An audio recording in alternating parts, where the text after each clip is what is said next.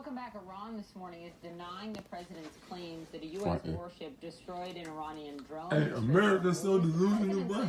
And this is how I know what the process Daniel real, bro.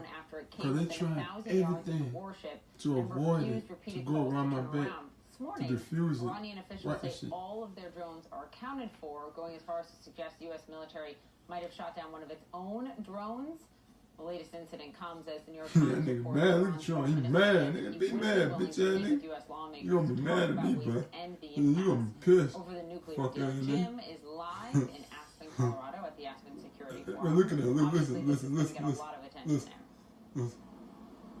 No question, Poppy. Aspen Security Forum annual event where reporters like myself get a chance to meet face-to-face with administration officials, military leaders, and Iran definitely a topic of conversation. Here, I'm joined now by David Sanger. He's, of course, national security correspondent for the New York Times and author of the piece describing the Iranian foreign minister's outreach. But first, let's start on this drone. So the Iranians, one, claiming it was not theirs, and then now even suggesting this morning that, well, maybe the Americans shot down one of their own. That's not unusual after incidents like this. There are a lot of wild claims going on. But what do we know about this incident? Well, we don't know very much because the Navy hasn't told us a whole lot. We know that the drone was not that big.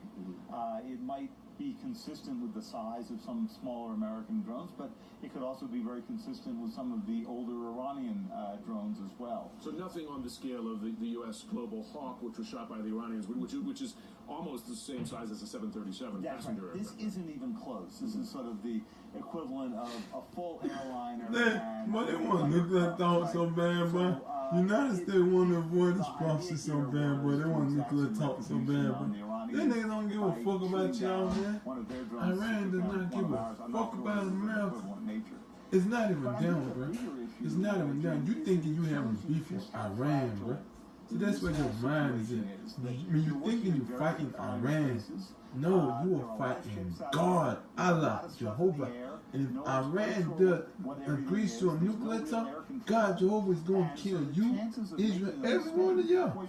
Israel, they're going to come kill y'all ass. You think you can take my throne from me? Come and take this shit. Bitch ass nigga, y'all ain't getting shit out here. I promise you. But see, this is the thing where you cannot change my God's mind, bro. You do whatever you want to. But that's why I said, set up your standard. Make it white strong. You know what I'm saying? Set up watchmen. You feel me?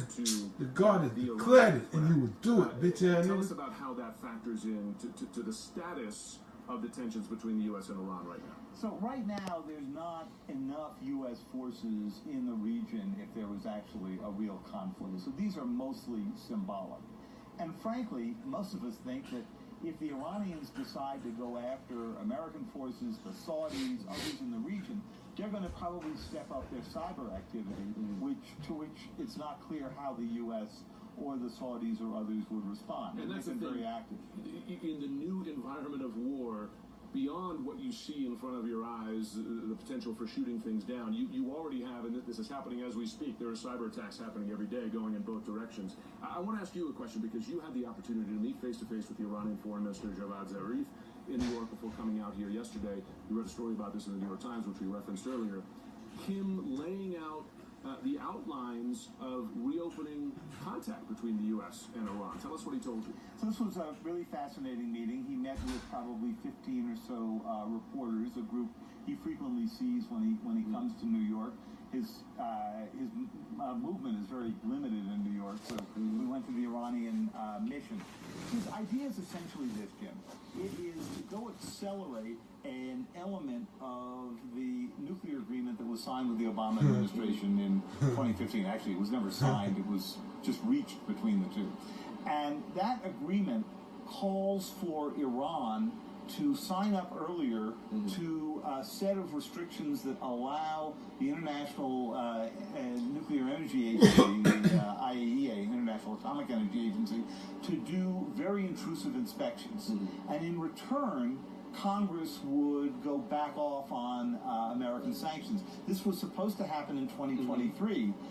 With President Trump having pulled out of the agreement, it probably won't happen at all. But it was just an interesting opening bid. Okay. Is it your sense that there is interest from both sides here, Iran and the Trump administration, to open channels for direct negotiations? You certainly have seen that.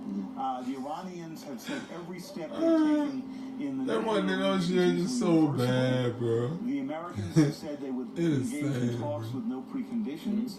There was some suggestion that Rand Paul, a senator from Kentucky, was being sent out to float a few ideas. Interlocutor, yeah. Right? They We asked but they trying to avoid the process of Daniel, the word of God, so bad. See, that's how stupid this man of God are. Instead of telling y'all to surrender and do what God tell y'all to do, they tell y'all to try to avoid it, to go around the word of God. That's how stupid you are. That's how dumb you guys are, United States government. Y'all the dumbest motherfuckers in the world. Y'all the dumbest people in the world. Then you cannot beat God, you stupid motherfuckers. You stupid ass niggas. Dumb ass nigga, this God doing it, dummy. It's not them. They don't even know what the fuck they doing. This dumb ass nigga, it's God doing it. Watch and see. After money, y'all finna get y'all ass with you stupid ass niggas. Dumb ass motherfuckers. Dumb ass bastards. So the president says he is not to blame.